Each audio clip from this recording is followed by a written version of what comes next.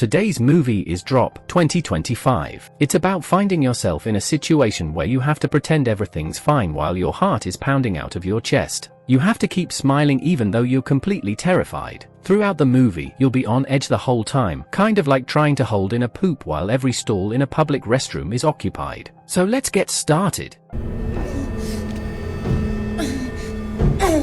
The story follows a woman named Violet. She regains consciousness after being beaten unconscious by her abusive husband. Known for his violent temper, her husband suddenly forces Violet to shoot him. Come on, shoot me!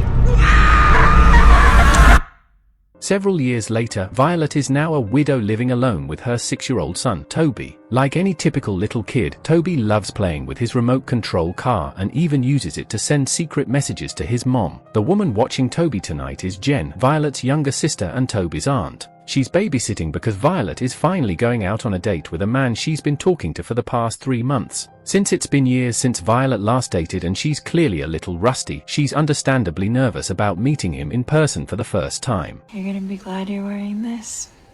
And you need to get laid. Like, it's getting kind of weird. The date takes place at a luxurious restaurant on top of a skyscraper. As Violet walks inside, she accidentally bumps into another guest, knocking his pencil onto the floor. After taking her seat at the bar and ordering a drink, she's approached by a middle-aged man who suddenly starts chatting. It turns out he's also waiting for a blind date, so the two of them raise a toast to encourage each other. A little later, the restaurant's pianist comes over and asks Violet what her favorite song is, casually reminding her not to forget to leave him a tip after he plays it. While Violet is texting the man she's waiting for, she suddenly receives a message through AirDrop, Apple's feature that lets nearby iPhones share messages, photos, videos, and other files. The anonymous sender invites her to play a little game. At that moment, Henry finally arrives. He's the man Violet has been waiting for. Henry is a photographer and journalist who frequently travels to cover stories. That's why he always carries a bag containing his expensive camera gear. He doesn't like leaving it unattended in his car. After about 3 months of getting to know each other online, Henry already knows a little about Violet's life, including the fact that she has a son. As a thoughtful gesture, he brings Toby a small hockey puck.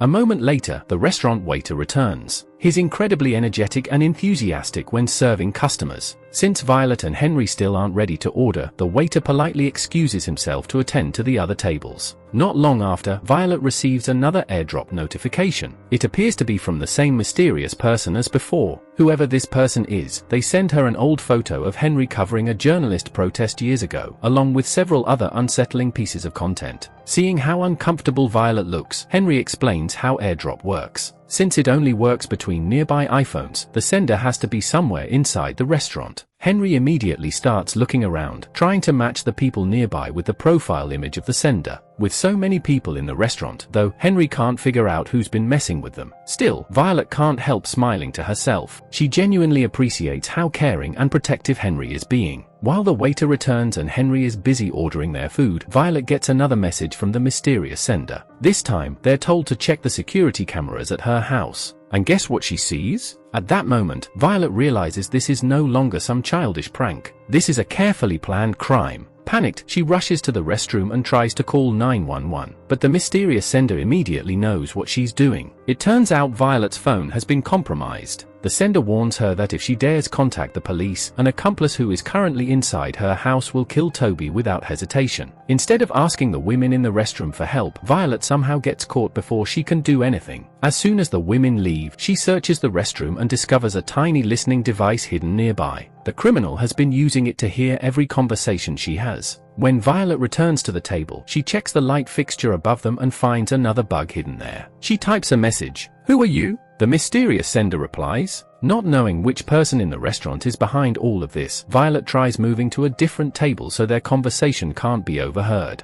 Now it's obvious. Not only has the restaurant been planted with listening devices, but every security camera in the building has also been hacked. There is absolutely nothing Violet can do except stay quiet, keep smiling, and pretend everything is normal, just as the mysterious person demands. While the energetic waiter returns again and Henry is busy ordering dinner, Violet continues messaging the culprit. This time, the anonymous sender finally reveals what they want. They order Violet to steal the memory card from Henry's camera and destroy it. Thinking quickly, Violet secretly slips her watch into Henry's camera bag. Then she pretends she lost it while they were having drinks at the bar. Henry immediately heads over to help look for it, giving Violet the perfect opportunity to open his camera bag and remove the memory card. But before taking it, curiosity gets the better of her. She quickly checks what's stored on it. As it turns out, the memory card contains several photographs exposing corruption and other crimes committed by the city's highly respected mayor. Realizing Henry could return at any second, Violet quickly removes the memory card before he notices. Following the kidnapper's instructions, she excuses herself to the restroom to destroy it. Just when she thinks her ordeal is over, the mysterious sender gives her one final task. She must take a small vial of cyanide and pour it into Henry's drink. Now Violet faces an impossible choice. Save Toby, her son, or save Henry, the man she's fallen for. Refusing to let either of them die without a fight, Violet decides to find the culprit first. She heads to the restaurant security monitor room to look through the surveillance cameras. Her main suspect is the guest who accidentally bumped into her when she first arrived, causing him to drop his phone. Let's just call him Sam. Without wasting any time, Violet walks over to confront him. After finding nothing suspicious, she returns to Henry's table just as the middle-aged man, Richard, is left sitting alone after his date suddenly walks away. A few moments later, the energetic waiter returns to offer dessert. Violet sees an opportunity. Using her lipstick, she writes a desperate plea for help on a banknote. She tells the waiter it's a tip for the pianist and asks him to deliver it. Anxiously, Violet keeps watching the pianist, waiting for the moment he notices the hidden message. When he finally stands up and walks toward the bar for a drink, she watches him even more closely. But the pianist never seems to notice the message. Instead, Violet is shocked when her own meal arrives. Underneath the plate is the very same banknote she had written on. The kidnapper already knew what she was trying to do. Somehow, they intercepted the note and had it returned to her. Then the sender shows Violet the consequences of disobeying. The pianist suddenly collapses after drinking from a glass that had been poisoned. As if that weren't horrifying enough, the kidnapper raises the stakes even further. An accomplice attacks Jen, knocking her unconscious, and locks Toby inside his bedroom. Realizing every threat is real, Violet desperately searches for another way to get the poison into Henry's drink without actually killing him. Thinking quickly, she excuses herself and goes to the bar to order 2 shots of tequila. In her rush, she accidentally leaves her handbag behind. While she's gone, Henry discovers the truth. The story about Violet losing her watch was a lie. When Violet returns carrying the 2 tequila shots, Henry confronts her about deceiving him. His disappointment triggers painful memories for Violet. She flashes back to the night of the tragedy years earlier. It turns out that, despite what the opening scene seemed to suggest, Violet never actually shot her husband. He wrestled the gun away from her and even pointed it at young Toby. But in the end, instead of hurting them, he turned the gun on himself and took his own life. After finally opening up about her traumatic past, Violet breaks down and tells Henry everything. Hearing her story, Henry's anger fades. He sympathizes with what she's been through, and the tension between them begins to ease. Henry suggests they do a tequila shot together. Before they drink, though, he heads to the bar to grab some lime wedges, since tequila is famous for its harsh burn going down your throat. The moment Henry walks away, Violet quietly pours the cyanide into his shot glass. When he returns, she raises her glass for a toast. Then, at the very last second, Violet suddenly accidentally knocks over his glass, spilling the poisoned tequila all over the table before he can drink it. While Henry heads to the restroom to clean his clothes, Violet approaches the bartender to ask about the man she'd been suspicious of all evening, Sam. The bartender tells her that Sam is actually a regular customer who comes to the restaurant all the time, so it's obvious he isn't the mysterious person behind everything. Weird. She requested that table over there. Instead, the bartender points out someone else, Richard, the middle-aged man who, ever since Violet first entered the restaurant, has been quietly watching her from across the room. Violet immediately walks over to Richard's table, carrying 2 tequila shots, one of which still contains the poison. And then comes the shocking reveal. Richard is the mysterious man who's been terrorizing Violet all night. With his cover blown, Richard calmly removes the earpiece he'd been using to listen to Violet through the hidden bugs and orders her to drink one of the 2 shots. Fortunately, Violet chooses the unpoisoned glass. Once that's out of the way, Richard finally explains why he orchestrated this entire nightmare. As we already know, Henry is an honest investigative journalist. He possesses photographic evidence exposing the mayor's corruption. Richard works for the mayor and has been assigned to eliminate every piece of evidence. That includes the memory card. and Henry himself. But the plan also requires someone to take the blame. So Richard investigated Henry's personal life until he discovered Violet, the woman he'd recently started dating. Future star witness is not really a great headline for my employer. Richard chose Violet because of her past. Years ago, she was publicly suspected of killing her husband, even though he had actually taken his own life. The public doesn't care about the details. All they know is that Violet was at the scene and her name was connected to her husband's death. So if Henry dies from cyanide tonight, the police and the media will naturally assume Violet poisoned him. Case closed.